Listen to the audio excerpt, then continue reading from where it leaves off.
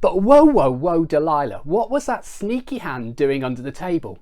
Well, that was pressing the remote control that turned on this plug that switched on this air mattress pump, which blew air along the pipe, which eventually knocked over the domino.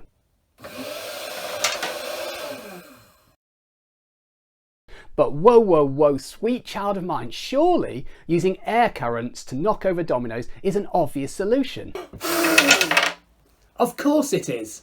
So let's do better than this. What you're about to see genuinely does not use air knocking over the dominoes, nor am I bashing on the table underneath.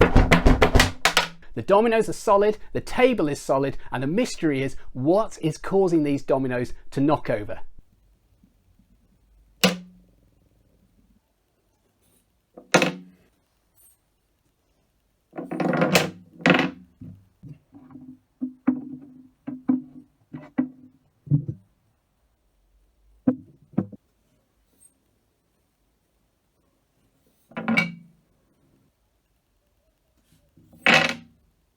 What do you think's happening? Put your comments below.